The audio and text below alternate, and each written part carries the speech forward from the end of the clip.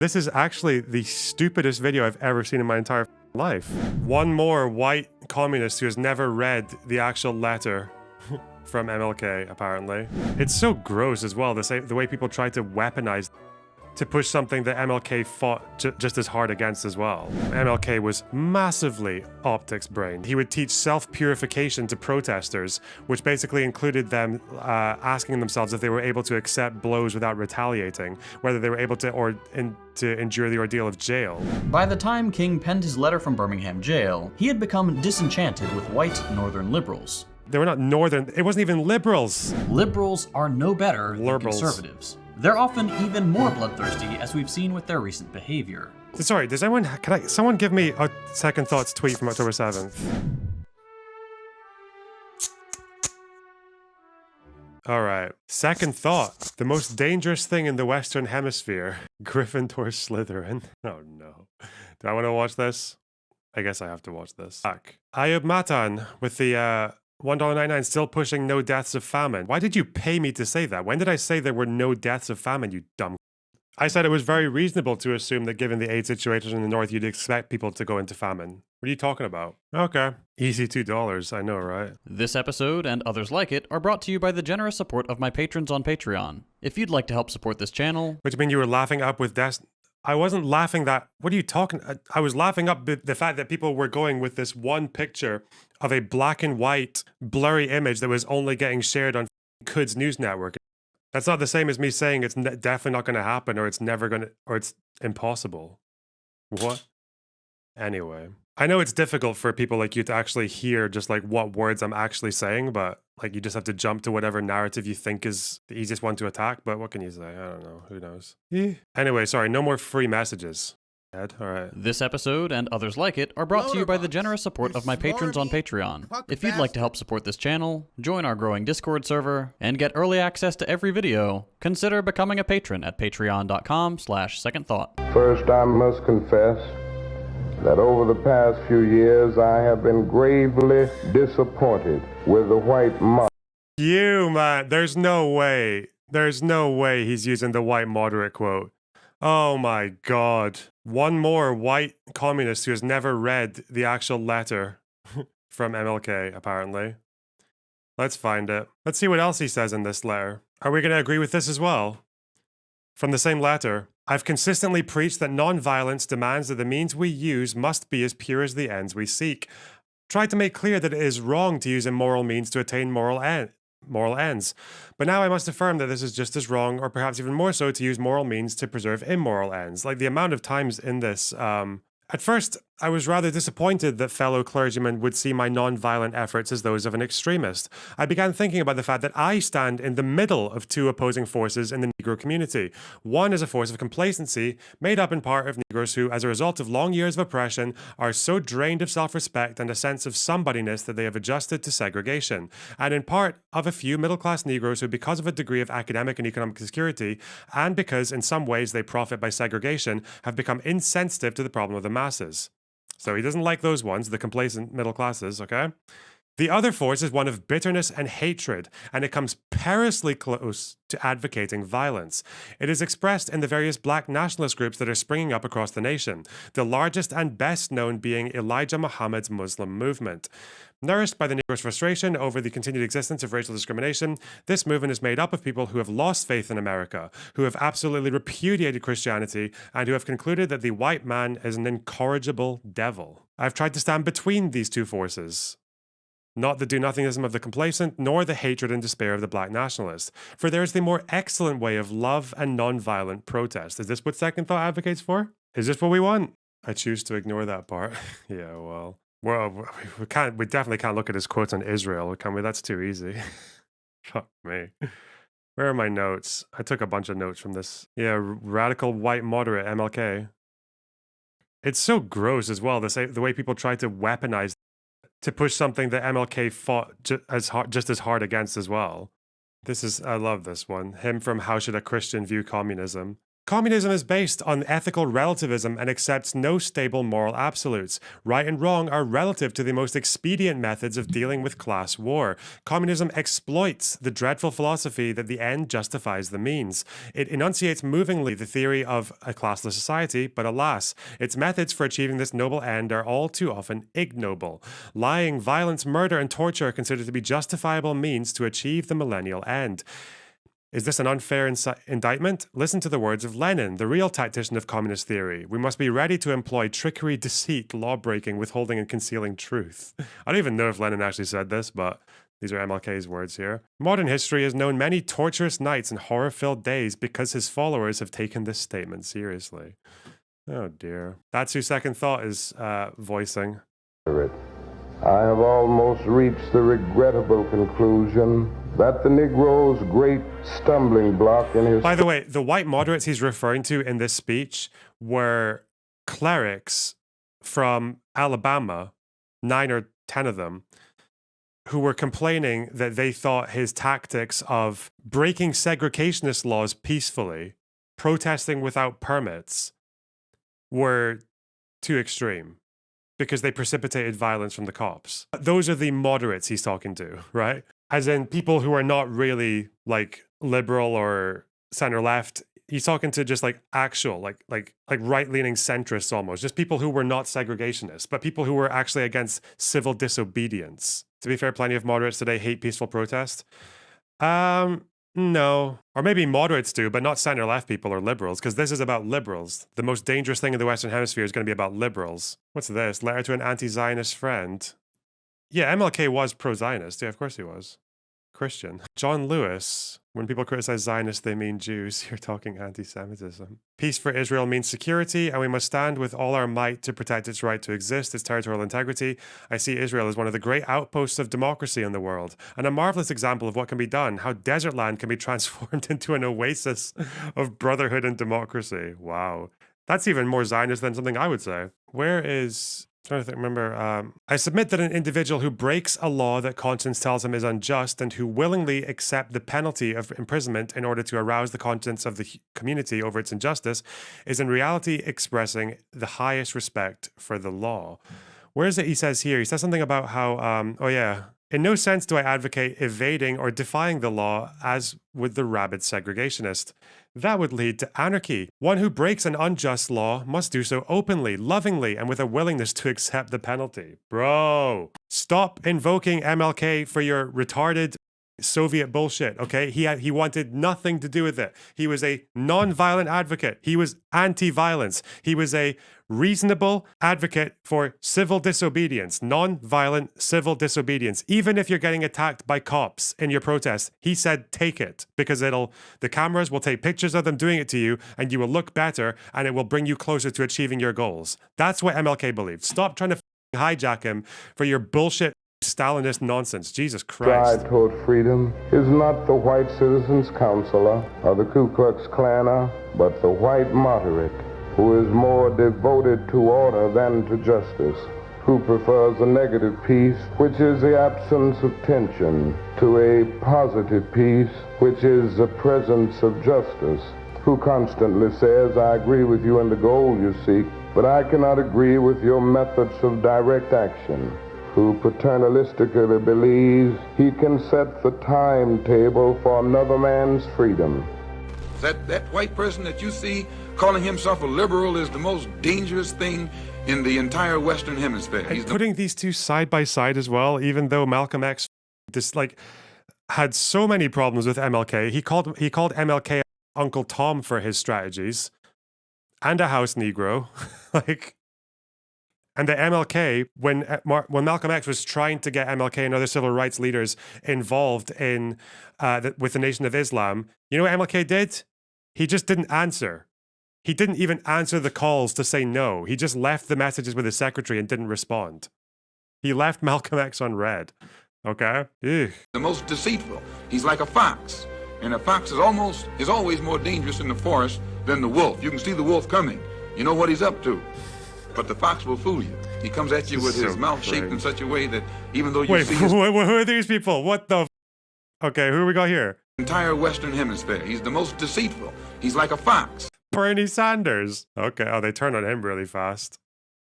Deceitful. He did not take Malcolm X, known anti-Semite actually, even though Malcolm X in the last 2 years of his life rejected a lot of the Nation of Islam. He never rejected the anti-Semitism. At most, he got a little bit more quiet about it. The fact that you got Malcolm X saying deceitful over the picture of a Jew, come on. You joking? And a fox is always more dangerous in the forest than the AOC? wolf. You can see the wolf coming. Warren? You know what he's up to. These are, like social democrats. And apparently they belong in the same sphere as what? People who, Alabaman clerics from the 60s who opposed civil disobedient protest, non-violent civil disobedience. Fox will fool Pelosi, you. okay. He comes at you with his mouth shaped in such a way that even though you see his teeth, you think he's smiling. You take him for a friend. Bro, we're a minute in, and this is actually the stupidest video I've ever seen in my entire life. Oh my god. Okay. Rolling. Okay, Minor, why is your shirt that low? This is like, why have you buttoned your shirt down that low? Okay. Rolling. Okay, let's go. Over the past 5 months, just about everyone I know has come to the same conclusion. He looks like he's about to knock back a bunch of shots and sexually harass a bunch of spring breakers in a bar. For sake. Dyed-in-the-wool liberals are as much the enemy of normal, decent people as conservatives are. And when I say liberal, I don't mean your average Joe who likes Harry Potter and Marvel movies and doesn't really think about politics outside of election years. Will you shut up, man?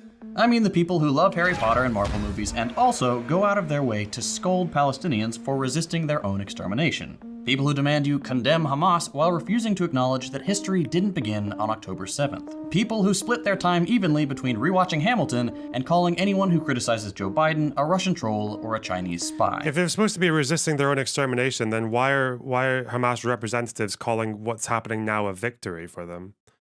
Why are they doing that? Should we watch it again? Let's watch it again. Let's find it. Is it here? With all means. The victory has to be snatched, especially when you are facing such extremist, murderous, criminal leadership of your enemy. But you haven't snatched victory. Israel, by not applying enough pressure but this to is not stop a victory, the genocide. is it? You said this we is must the snatch victory. This is The not a victory that, yes, the hegemony of Israel is no more over there. Nobody is tolerating Israel. Okay. That's worth Jesus. I think you know the type. But just so we're on the same page before we go any further, let me be extra clear. Liberalism is the default ideology in the imperial core. The average person ends up with a liberal perspective by osmosis. There is a pipeline from simply existing in the empire to becoming a rabid servant of the empire. And if you feel like this is an attack on you personally, please don't feel that way. Everyone should be capable of changing their perspective when presented with new evidence. Oh, it's so if you're not, condescending. that's a good sign you may have been indoctrinated into a dangerous ideology. Like the same person who thinks he can use MLK from Birmingham jail side by side with Malcolm X and act as if that's a condemnation of Bernie Sanders and AOC. But no, apparently other people are doing the indoctrination. When you leave out the fact that MLK opposed for his entire life the tactics of people like Malcolm X and incidentally the guys that you support like Stalin and shit, and also probably definitely Hamas. Interesting. But that's what this video is about. I'm going to give you just a little bit Don't of worry, evidence guys. It's that other people doing the indoctrination, okay? Not this guy. Western liberals are a tremendous force for evil. And contrary to what they want you to believe, they absolutely do not care about truth, justice, peace, or progress. Let's start with the civil rights era. A lot of Americans today erroneously believe that when Dr. King came onto the scene, he magically opened everyone's eyes and ended racism. Sure, things were bad back then, but no one thinks this. This straw man is so ridiculous. I see it on Twitter all the time as well. It's like, it's such a Reddit post. Like this idea that the perspective on the civil rights protest is what? That he just came along, gave a speech, and then people stopped being... That's not what people actually think, and what's true is that MLK led civil rights protesters into non-violent protests, whether it was sitting in at lunch counters, whether it was turning up outside and demonstrating outside polling stations where people were struggling to register to vote, whether it was marches, whether it was sometimes deliberately marching in areas where you knew that the violence would come from cops against you, where they would literally have people who were veteran protesters at the front of the march because they would willingly absorb all the hits from the cops so that the camera people could be there taking pictures of it and blasting it around the world saying, look at these non-violent protesters getting attacked by cops. That's actually what happened. And most black Americans, the majority of them supported non-violent protest. Maybe we'll find the poll of it, who knows? Where's the poll? I'll look for it when I'm doing this. Or I'll just leave you guys waiting. Hang on. Ooh. Is it here? Yeah.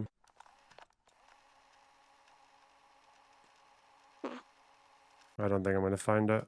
It is here, but it's like a it's like a 40-page document. We can be patient though. What was the poll? Oh, is this Malcolm X calling MLK and Uncle Tom? The Reverend Martin Luther King preaches a doctrine of nonviolent insistence upon the rights of the American Negro. What is your attitude toward this philosophy? The white man pays Reverend Martin Luther King, subsidizes Reverend Martin Luther King. I forgot you said that. I forgot you said that MLK was paid by the white man. Are you what a joke, dude? Oh, by the way, Malcolm X did his contribution to the civil rights movement in terms of action was nothing. What did he do? He didn't do any violence himself. He showed up at a few protests every now and then to give speeches. But at the same time, the MLK and his guys were literally like facing segregationists right in the face, facing violent attacks from the police and from the Klan right in the face. This guy was just writing letters about it, calling them Uncle Toms and shitting on them, occasionally trying to get involved. But MLK didn't want anything to do with him in terms of protest, because rightly so. So that Reverend Martin Luther King can continue to teach the Negroes to be defenseless. That's what you mean by nonviolent. Be defenseless. Be defenseless in the face of one of the most cruel beasts that has ever taken the people into captivity. That's this American white man. And they have proved it throughout the country by the police dogs and the police clubs. 100 years ago, they used to put on a white sheet and use a bloodhound against Negroes. Today, they have taken off the white sheet and put on police uniforms. They've traded in the bloodhounds for police dogs, and they're still doing the same thing. And just as Uncle Tom, back during slavery, used to keep the Negroes from resisting the bloodhound or resisting the Ku Klux Klan by teaching them to love their enemy or pray for those who use them despitefully. Today, Martin Luther King is just a 20th century or modern Uncle Tom or a religious Uncle Tom who is doing the same thing today to keep Negroes defenseless in the face of attack that Uncle Tom did on the plantation to keep those Negroes defenseless in the face of the attacks of the Klan in that day. Wow. Let's see. I think it's in my video, the screenshot of that poll. I guess we can get it there. A few... Let's see. Oh, it was from here. It was Brink and Harris. No, it wasn't. It was, yeah, okay. 1963, 22% said that they agreed that blacks will have to use violence. Only 22%, and then 21% in the South. Yeah, violence was never, between 63, like the biggest years of the civil rights movement, it was never the more favored option amongst black Americans. Like, never. Anyway. His words were so moving that everyone put down their pitchforks and agreed that we were all equal. And of course, what's happened there? The white liberals were marching hand in hand with black Americans to forge a path to a brighter future. While MLK did have a profound way with words, and there were indeed a number of white Americans who marched for equal rights, this simplified view of the civil rights era is exceptionally misleading. Let's go more complex. Martin Luther King is one of the most co-opted figures in modern history. Yep. Everyone tries to claim him for their particular set of beliefs. Yep. I made a whole video about how history whitewashes black radicals. Okay. But the thing about these people waxing poetic about how great King was is that 90% of the time, they would have hated the man had they lived in the same era. Think about your family members today and how they reacted to the Black Lives Matter rallies and protests. If they're anything like my family, you probably heard some pretty ignorant, hateful statements. The same exact thing happened in Dr. King's time. Police brutality, rampant racism, and constant attempts to misconstrue what the movement... The fact that he isn't addressing the non-violent efforts of MLK and the fact that he was also opposed by people like Malcolm X for his non-violent efforts, the fact that he's not actually addressing that, or not even being ignorant, not even saying actually MLK was quite like like a socialist or a communist or was more pro-violence. Like the fact that he's not even mentioning it suggests he kind of knows, he just wants to hide it. That would be quite cringe. Yeah. Movement was really about. The thing that always concretizes that fact for me is this comic by the white moderate cartoonist Charles Brooks. This was Charles Brooks a white moderate? The Birmingham News. Okay. Sure, dude. I'm pretty sure this was a... Hang on. I feel like I had something on this. I know Brooks opposed the Klan. I don't think he was a moderate, though. He was still a segregationist. It was the Birmingham News in Alabama. Okay. King talking to a reporter with the city destroyed in the background and some white people lying on the ground, and King saying, "I plan to lead another non-violent march tomorrow." This is exactly what we see today. Liberals get uncomfortable and suddenly they're not for equal rights anymore. Or more accurately, they still say they are, but they just have some concerns about optics. That's not how you're supposed to protest. Why can't everyone just protest Also, MLK was massively optics brained. Like, that's partly why they would literally do what was called, where was it? So, was the purification, where they would, from Birmingham jail, is that he would teach self-purification to protesters, which basically included them asking themselves if they were able to accept blows without retaliating, whether they were able to to endure the ordeal of jail. They literally postponed this protest here that he went to jail for. They postponed it because they didn't want their protest to clash with a mayoral election, even though the two candidates were segregationists. It's just that one was Bull Connor and the other one was less crazy than him, less brutal. It occurred to us that Birmingham's mayoral election was coming up in March, and we speedily decided to postpone action until after Election Day. When we discovered that the Commissioner of Public Safety, Eugene Bull Connor, had piled up enough votes to be in the runoff, we decided again to postpone action until the day after the runoff so that the demonstrations could not be used to cloud the issues. Okay, dude. That sounds like something a liberal would do, but okay. peacefully. Why? So you can ignore it? The entire point of protest is to be disruptive. But even if we put that aside, no one wants to have to protest. They want things to change with as little friction as possible. But that's just not how things work when the oppressor class likes their position, and that position is dependent upon subjugating another class. It's like Castro said during the Cuban Revolution. The people did not choose the path of armed struggle. It was the path that was forced upon them. Same with Palestine. The number of tweets I've seen from liberals saying, "I don't understand why they can't just peacefully protest," is insane. And every single time someone claps back, Wait, like MLK did? What? "Can't just peacefully protest," is insane. And every single time someone claps back with a different instance of Palestinians peacefully organizing and being killed all the same. By the time King penned his letter from Birmingham jail, which you heard some of at the beginning of this video, he had become disenchanted with white northern liberals, who had earlier in his career been his greatest source They were not northern. It was it wasn't even liberals. It was Alabama clerics, you dumb That's what the letter was in response to. of white support.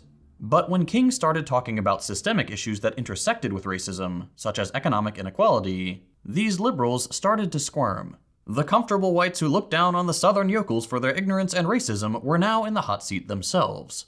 They benefited from a two-tiered society in which liberal elites were at the top. And so the complaint about optics. I have earnestly opposed violent tension, but there is a type of constructive, non-violent tension which is necessary for it. There's so many. I don't know why people try to cling on to this idea that the fact that he tries to pull MLK under the same umbrella as Malcolm X kind of says it all. Was born. Look, Dr. King, we support your ideals, but the way you're protesting just isn't okay. This is the way liberals operate. They support emancipation movements in theory, but as soon as it crosses into the realm of the material, they become no different than conservatives. If violent protest is illegal, and nonviolent protest gets your liberal supposed supporters to condemn your movement, what recourse do you have to effect change? There's a reason imperial core countries are actively trying to criminalize various forms of protest.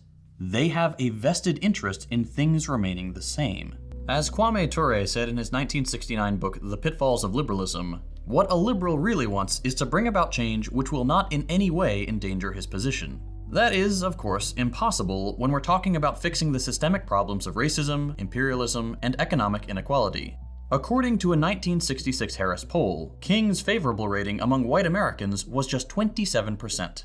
Compare that to 95% today. That's how liberals operate. They oppose any attempts at emancipation while they're happening, then pretend they were always on the side of the righteous when they have the benefit of history books telling them who the good guys were. There's a great tweet that really sums up this liberal tendency.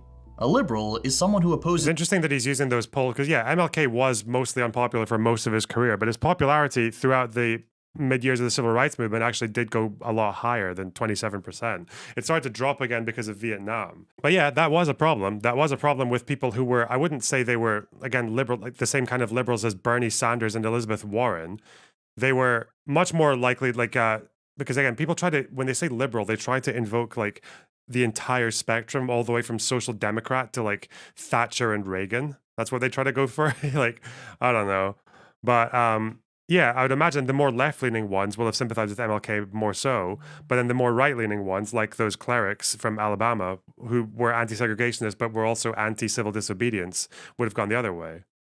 But yeah, that's the problem, is that the people these guys consider liberals are such a broad church, but they'll often use the most extreme, like the most right-wing, like pro hawkish small government liberals on the right, and then use that brush to just paint everyone, including social, like all the way to social democrats or even democratic socialists like Bernie. So a liberal is someone who opposes every war except the current war and supports all civil rights movements except the one that's going on right now. Okay, sure, dude.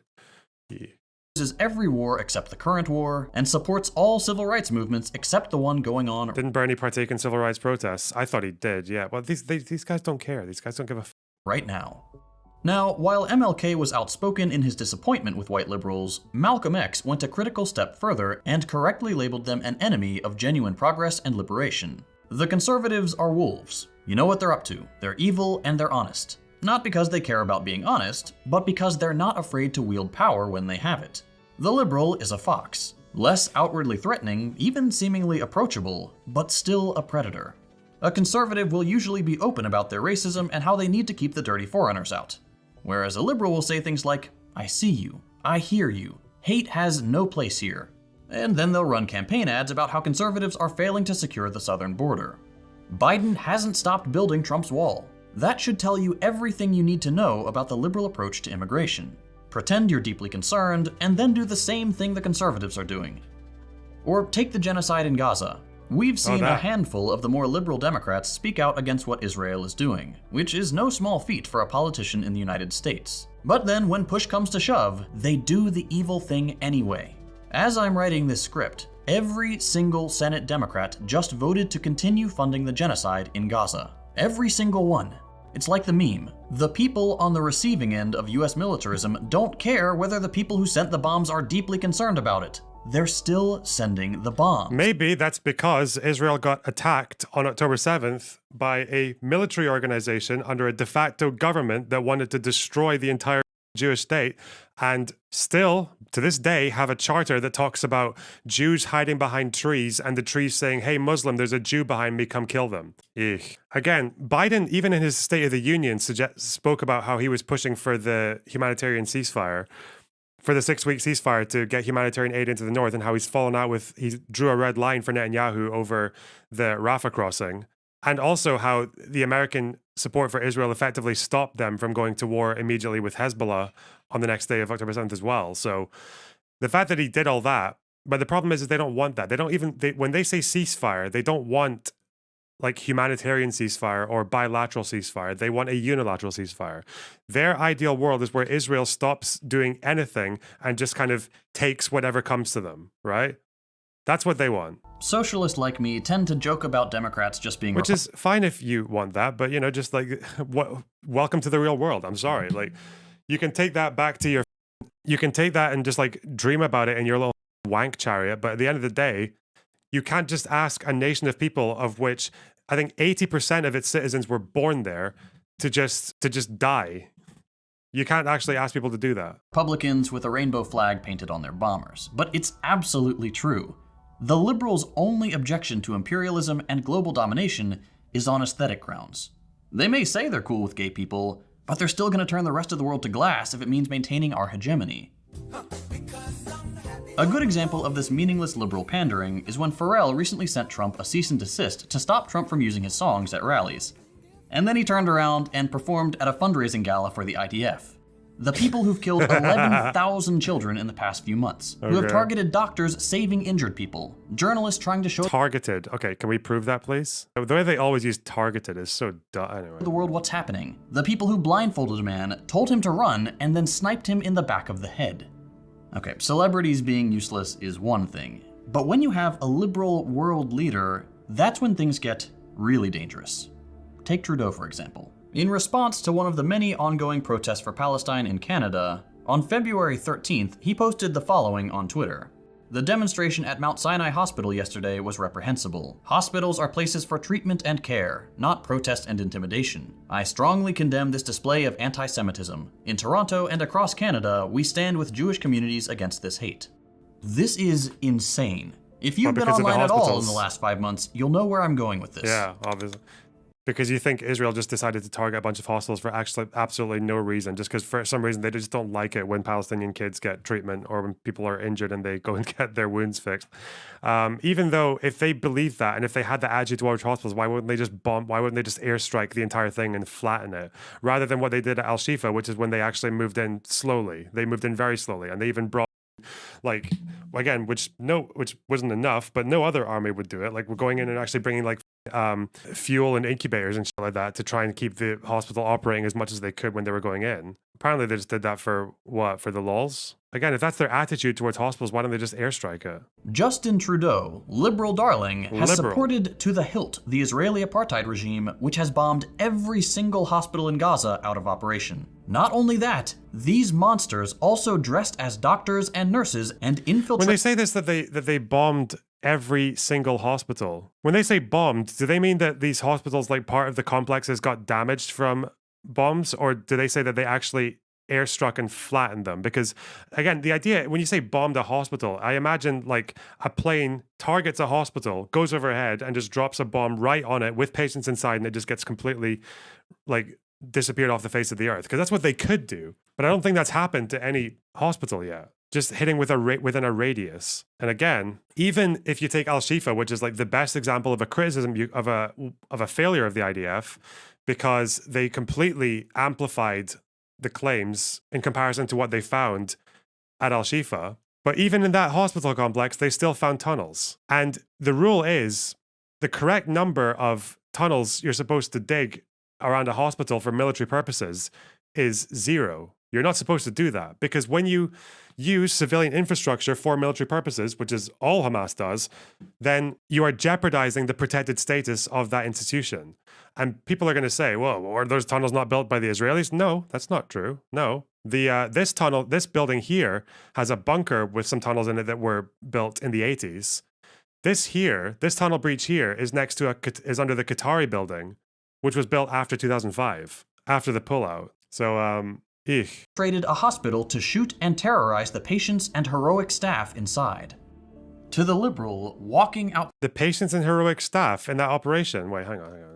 Israel Special Forces Operation. Again, I feel like it's taking something that you could make a pretty reasonable criticism of with the hospital, where they went in disguises. The Special Forces guys went in disguise and shot a couple of suspects.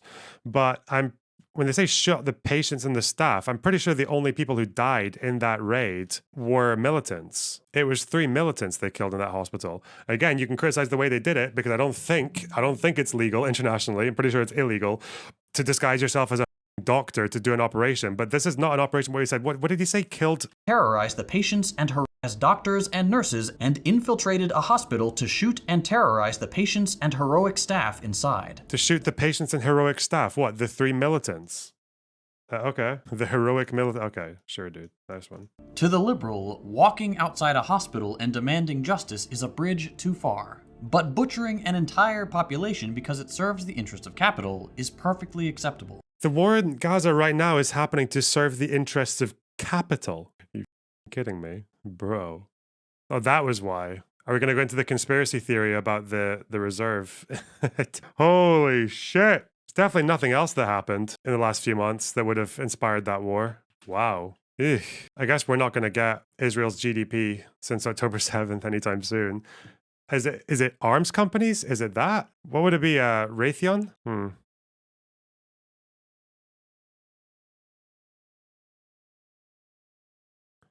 I guess we have here, January last year. They're doing all right. February. No, this is this year. Hang on. Give me 1 year, please. Oh, yeah. Raytheon was in trouble. So they were like, you know what we should do is let's get Hamas to make an incredibly stupid decision. to get our stonks back up from 69 to 91 to where they were in 2023, in early 23. Look at that heist. The justification for statements like Trudeau's has always been opposing anti-Semitism. That obviously doesn't work anymore. It's an absurd claim to make that criticizing a genocidal apartheid regime is anti-Semitic. And it's become even more clearly absurd now that we've seen hundreds of thousands of Jewish people around the world stand up against Israel's ethnic cleansing campaign and say, "You do not represent us." All you have to do is look at footage from within Israel itself. Jews are brutalized by the fascist police for daring to speak out against the regime. The anti-Semitism charge obviously doesn't work anymore. So the liberals have fallen back on what they do best, weaponizing vague feelings.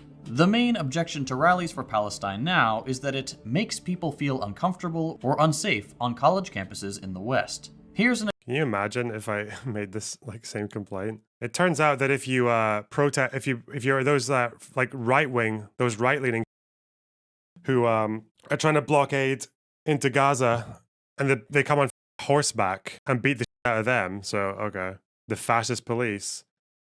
Badam Panada has raised 8K in the first minute for his fundraiser for Palestine. How much? What? Other people's money? Yeah, well done. Okay, cool. I thought you didn't care about giving aid to Palestinians. I thought weapons were more important. Change of tune. Okay, well done. Listen, I'm gonna get other people to spend money for me and then brag about it. Soy. All right, bye-bye. Example that's been making the rounds online. Aside from the fact that those are the most obvious fake tears you've ever seen, I want you to think about the absurdity of this display. Uh-oh. Claiming to feel unsafe in your insular little university versus this.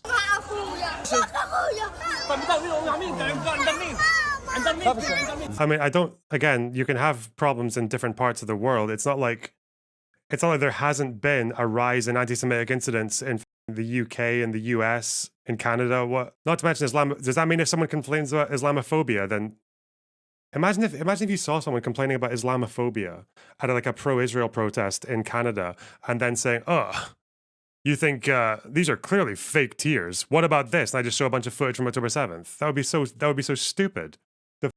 That's what unsafe looks like. You feel uncomfortable? Think about how uncomfortable it is to have no food or clean water, no shelter, no hygiene products, your family killed, the places you've been told will be safe purposefully targeted with bombing runs. Liberals have no right to cry crocodile tears and pretend to feel unsafe. Of course, they'll still do it, and He's trying to be Norman Finkelstein now. Okay. Sometimes it will work.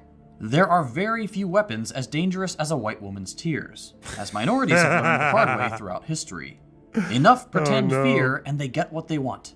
In this case, the criminalizing of solidarity with the people currently being exterminated. I made a tweet the other day that said, "One thing that's been bothering me recently is that I have no power to make liberals care. I can say, I will never again speak to someone." Yeah, because you're a hack propaganda who tries to just quote snipe people like MLK and then twist their words to try and suit your cause. And you do it with everything. Yeah, no wonder. With the voice of someone who's trying to sell Bibles in an American suburb, who reviews supercars in his spare time whilst being a communist. But you are very good at placating people who already agree with you, so that's good. Someone who still supports Israel, but what good is that? Radicalizing the teenagers, hate and I guess. powerlessness I feel is something I haven't experienced before.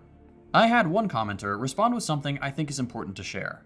This is how colonized people have felt forever. Liberals act like they care, but they don't. They really, really don't. And their fake performative caring actually makes it way worse. At least right-wingers are honest. That's a great point, and it echoes what Malcolm X said half a century ago. Liberals are no better than conservatives. They're often even more bloodthirsty, as we've seen with their recent behavior. The only thing that separates a liberal servant of empire from a conservative one is that the liberal will lie through their teeth to make it seem like they're on your side. At least when a conservative says they want you dead, you can believe it and brace for impact. With a liberal, you have to be a lot more vigilant.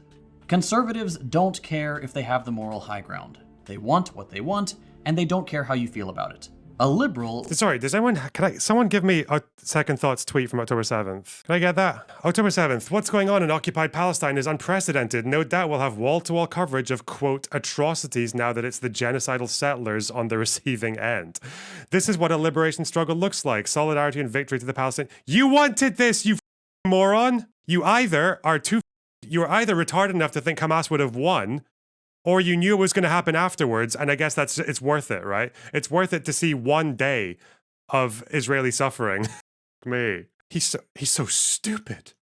He's so stupid. It has to be, because if he's not stupid, he's evil. Okay, whatever. Will twist themselves into knots trying to convince you, and often themselves, Genocidal settlers. What? Like what percentage of Israelis were born there? Is it like just under 80% in 2020? Yeah, it's 78. And that's from 2020. Of the Jewish population. You're a genocidal settler, even if 87% of the Jewish population there is born there. What does that make you, Mr. America? Will it be quotation marks atrocities if a Native American comes over to your place and strips you and murders you and can parades your defiled corpse in a truck to a crowd of people cheering and spitting on you? that they are the moral It's not like Native Americans aren't suffering now either. Not comparable. I know, because there's apparently a statute of limitations on how long you become a genocidal settler that never ends for one group. Basically. Yeah, I know how your brain works, don't worry. arbiter of modern politics. Even the liberals who are critical Why is it not comparable? So what, if Israel just keeps on doing it for another, 100 years, then they'll be fine? Then it's okay? Regardless of how Palestinians are faring in that society? of Joe Biden and the wider West's enabling of this genocide often speak out in a way that ends up reinforcing belief in liberalism. Take the recent drama surrounding Jon Stewart. He said some common sense stuff about Biden and really pissed off the vote blue no matter who crowd. But his criticisms also really resonated with the masses of more casual liberals in the imperial core. His statements were intended to air the concerns of people starting to feel cognitive dissonance about their support of genocide, and then to steer them back into the fold of the Democratic Party. Yeah, Biden may be too old for the job, but we'll do better next time. The most important thing is keeping Trump out of the White House. Things would be so much worse under a Republican, believe me. Never mind, of course, that things are only this bad because Biden, liberal champion of peace and freedom, has personally refused to call off his attack dog, and has instead spent billions of dollars of your tax money to fund the massacre of tens of thousands of men, women, and children. The imperial core is just when non-historically Soviet aligned states do it. That's all the imperial core is. Or apparently Islamic fundamentalist states. Children whose only crime is trying to prevent the slow-rolling eradication of their people and their history. I could go on like this, or hell, I could just leave the video running and play the hundreds of hours of footage showing what Western liberals are enabling in Gaza. Children torn to pieces, hanging from piles of rubble. A man so stricken with grief that he loses consciousness after being told his entire family has been killed. A beautiful little girl, my daughter's age, standing alone in the cold, waiting for parents who will never come back. But I know that footage will not soften the liberal heart. If they've made it this far and Well, apparently, because and I think he knows this, because none of the images of Israeli suffering did anything to him. He went on his little shitty podcast and said that none of them were civilians. None of the kids, none of the parents, none of the foreigners who were there. None of the Palestinians who died on October 7th, because there were Palestinians with Israeli citizenship who died on October 7th as well. What did he say? He said, this is what liberation struggle looks like. That's what you said. not change their mind, they are irredeemable, and I will not waste any more of my time trying to win over my enemy. And for those who think I'm being overly harsh, What are you going to do then? What are you going to do? With the amount of popular support your ideology has in your country, what are you going to do? Because functionally, second thought is a liberal. He does not do anything outside of the liberal system, outside of what the liberal system permits. This guy's not breaking any laws. This guy's not doing any underground action. This guy's not doing, anything that his heroes did. He's not doing what people like Castro or Che Guevara or Lenin or even Marx did, right? Like, he's not standing out of what's acceptable to liberal society. He's staying within it because it suits him. Capitalist realism does him very well. And actually, if he did get what he wanted, if he actually got a Soviet-style or Marxist-Leninist uprising revolution, or apparently an Islamic fundamentalist one, because we're okay with that one too, apparently. If any of those happened, this guy would probably not be safe. He'd probably get executed by one of his own guys because of some perceived deviation from party discipline or whatever people got killed for. Like the guy who fled Germany from the KPD, who ended up in Russia and got killed because he was friendly with Rosa Luxemburg, because Rosa Luxemburg wrote a pamphlet criticizing Lenin. That's probably the kind of that this guy would get done for. Or if just for some sort of stupid, like, bourgeois Western imperial core decadence, he'd probably get drone striked for that, like, before he even has a chance to run away in one of those cringe supercars that he does reviews of. Like, and that liberals are annoying, but not really all that dangerous, I'll cite just one more historical fact. Every time liberals have been given the choice between socialism and fascism, they have sided with fascism. And when I say they've sided with fascism, that's actually a little misleading. Yes, yeah, it's very normal liberals... It's actually very misleading. The KPD did a lot more to help the Nazis than the Social Democrats ever did. I'm sorry. People, they always point to the Spartacist uprising as if, like, that one example, which Rosa Luxemburg opposed, she wanted to stand for elections. They always point to the Spartacist uprising where the Social Democrats used the Freikorps to crush an attempted revolution. An attempted revolution from a group of people who had no popular support, who just decided one day that a month or two before an election, the first election in a newly formed democracy, that they could just seize the government by force.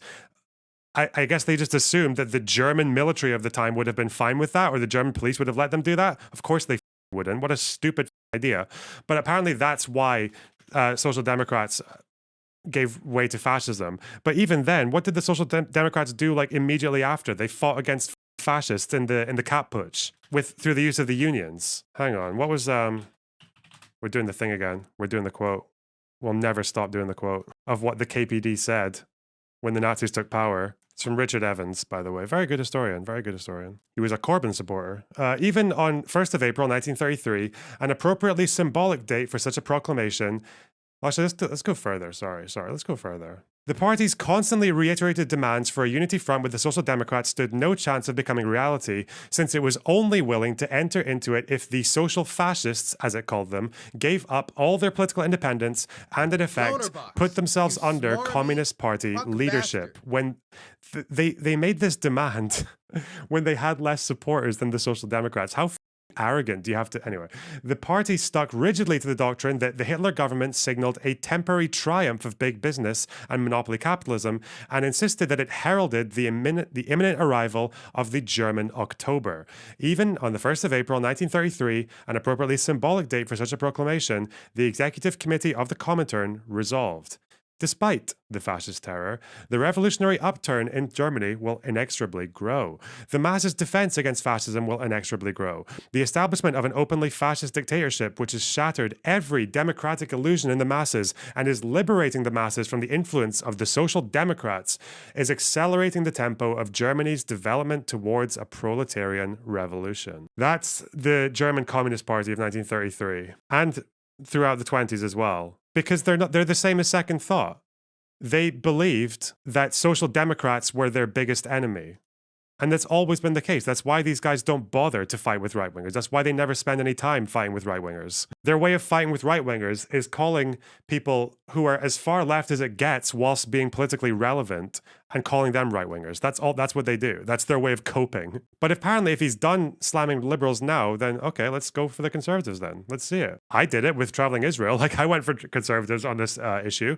I've had like 3 or 4 debates with right-wing Israelis quite extensively since the beginning of this conflict, and plenty of them before, but these guys, they never do it. They don't care. They have no interest in it. As late as June 33, the Central Committee of the German Communist Party was proclaiming that the Hitler government would soon collapse under the weight of its internal contradictions. To be followed immediately by the victory of Bolshevism in Germany. Communist inaction, therefore, was the product of communist overconfidence and the fatal illusion that the new situation posed no overwhelming threat to the party. Who is it that gives way to fascism again? Morons? All right. The individuals will always pick a... What's really sad is that, do you recommend any pro-Palestine creators who are not tankies? Yeah, Beast Process is really, really good for that. He's also just like a million times more informed than any of these dipshits as well. Like, he actually knows the facts of the situation whilst also being quite pro-Palestinian, yeah. Well-dressed white fascist over a scary urban communist. But liberals as a political organism don't really choose to side with fascism as much as they devolve into it. Fascism is rooted in the same Western mythology as liberalism. Whereas in times of peace and prosperity, liberalism has all the frills and niceties normal people would expect from a first world country. As soon as the economic base falters, as soon as the lines start to go down, the mask comes off. It's often said that fascism is capitalism in decay. And if there's one thing we've seen with the United States since the Reagan years, it's that capitalism is on the decline. There's a reason we're always at war, why our civil liberties are being curtailed under conservative and liberal leaders alike, why Joe Biden is holding twice as many immigrants in cages as Trump was at the end of his term, why we're backing Israel to the very last Palestinian. Is he doing that's a Republican talking point. The more kids in cages. What that means is that the number of border crossings after Trump went up because COVID ended and because there were hurricanes in Honduras and shit. And then the number of people coming increased, and then they were held in centers to process them. That's what they mean by kids in cages. The complaint against Trump was never kids being held in migrant detention centers. It was the fact that they were being separated by their parents under Trump, which Biden stopped and actually even started moving to reunite those kids with their families. But okay, yeah. When capital has to circle the wagons to maintain its dominance, its rhetoric and actions start to look a lot like fascism. And also, those kids are reunited with their families now, no thanks to dipshits like you who don't vote. So yeah, okay. The reason for this is simple. Fascism is seen as a solution to an economic problem, just as socialism is. But the difference is that fascism does not threaten the primacy of capital, or the comfortable position of the white liberal. Economic hardship creates conditions where bitterness, distrust, and desperation can thrive, making the masses... Also, this guy doesn't understand as well. Social democrats were, and liberal-leaning people were murdered by Nazis as well. At the same time, it's not like the Nazis had a special thing. The communists were easier targets because they didn't have as much political protection or union protection. But bastard. No, the Nazis went after social democrats who you consider liberal as well. I wonder if I can find. Do you know also the sad thing about this is if you want to say this, then you would also have to own the idea. I need to find the thing if people don't believe me. Because if you're going to say that liberals are the ones who give way to fascism, like it's their fault. Yeah, there's another part of this book that goes more into it, but most of the German Jews in the 1920s voted liberal. That was where they gravitated. They didn't vote communist. So what's the implication there? If you're going to say it about liberals, then say it about German Jews. An easy target for charismatic and bombastic fascists. I'll end with a gentle warning for new socialists. People who understand that imperialism is wrong, but who may still harbor some liberal ideology from their upbringing. There's this pervasive belief that if you just show people enough data that something is bad, we'll reach a critical mass of collective outrage, and then suddenly, through legal and government-approved means, we'll be able to stop the bad thing. That's just not how the real world works. That's become abundantly clear in the last 5 months. Bit by bit, our rights to protest, to assemble, to speak out, are being taken away. The Palestinian people have tried peaceful protest for years. They've tried appealing to international bodies. They've tried everything. I feel like even this is insulting to Palestine. At what point was there a concerted effort of non-violence from Palestinians? I wouldn't even say they should. They're in a situation where violence in some situations makes sense. Not October 7th violence, because that was fucking ridiculous. There's nothing positive came out of that. Where is this attitude coming from? Because until 1988, the PLO position was destroy Israel, basically. And they were perfectly fine with targeting civilians to do that, whether it was attacking civilian buses in Israel, whether it was plane hijackings, whether it was the Fedayeen attacks. And even during the Oslo period, when Arafat was renouncing terrorism, there were still terror attacks from within Fatah and especially from Hamas at the time. And Arafat would condemn some of the terror attacks, not all of them. That was his big failure in the Oslo period, was his failure to meet the terms of containing terrorist action. And then after that, 2005 onwards, where exactly is this long-standing non-violent effort from Palestinians? I'm not even saying that's what they need to do. It's just a lie. The best example is probably the March of Return, which was one protest period that lasted for a month or two. And even then, unfortunately, there were people at the front of those protests who were literally there with guns and incendiary balloons and Molotov cocktails and kites and trying to break through the border fence. And unfortunately, a lot of the peaceful protesters paid the price for it because, the IDF are pieces of shit when it comes to reacting to that stuff. But I don't know why they would... Fuck. They are well within their rights to resist their executioners by whatever means they deem appropriate. Oh. No amount of liberal hand-wringing and phony moral objections will change. Including, as the UN themselves have said, across multiple communities, leaving the corpses of women partially or fully stripped and bound. That's also one of the any means, because even the UN report, where is it? Yeah, here. Because even the UN report found that in at least 5 different locations. Yeah,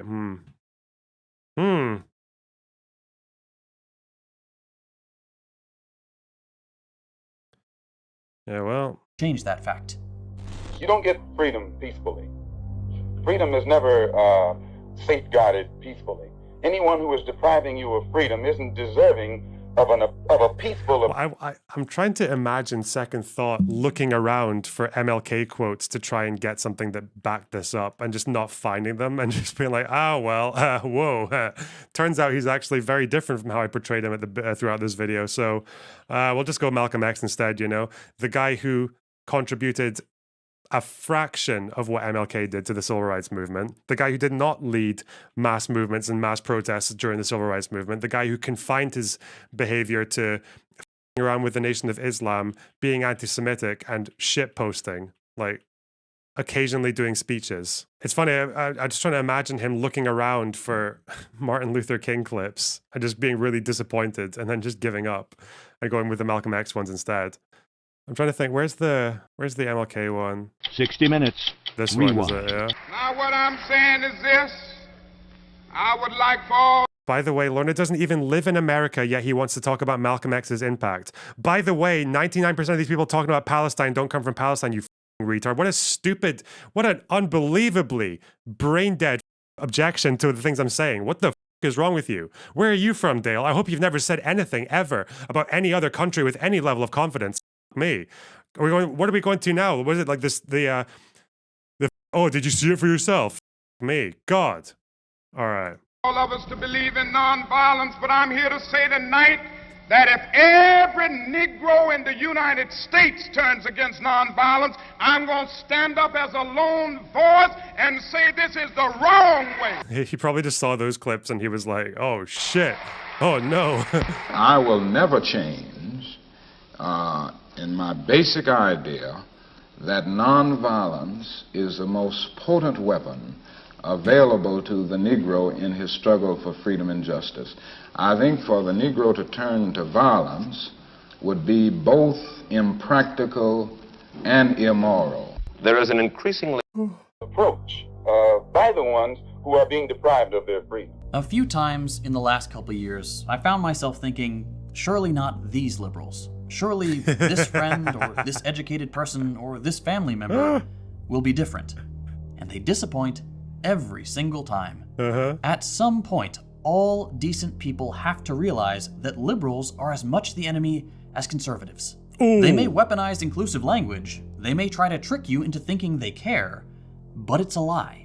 The Western liberal position on Palestine should be the final... Oh, thank you. Thank you so much for making my job so much easier, because the only thing this guy does that makes my job a little bit more difficult is taking people who are maybe just getting into left-leaning politics and then they're maybe just a bit young and they're a bit suggestible, and then they find this guy's videos and this guy's propaganda work, because that's all it is. It's propaganda. And then getting sucked into that and it's like, oh God, there's one less person to keep conservatives out of power. There's one less person to actually push through policies that actually have pretty substantive impacts on people's lives, like stopping the drone war, which Biden did, like bringing in free breakfast for school kids, which Joe Biden did, like, or getting rid of ghost or mystery charges on credit card things and airline costs and things like that, or getting rid of the extortionate credit card late fees and overdraft fees. And oh God, that's actually quite sad that there's one less person in the world who's going to contribute to actually making people's lives better and just falling down this vortex of bullshit. But the fact that he's giving up on that now because he's decided that liberals are just the same as conservatives. Oh, that's good. That's good. What are you going to do then? What are you going to do the rest of your life? He's going to make a video about how much he hates liberals in like a month, by the way, because this guy is just he's a content mill, and that's the propaganda way, which just incidentally is also one of the most monetizable ways, you know? Cornel West. Yeah. Well, nail in the coffin of liberal legitimacy. And I know it's not my job to call people out like this. I know my role is to be inclusive and offer a charitable on-ramp into socialist ideas. Sometimes you just have to tell it like it is. Wow. Malcolm X was right.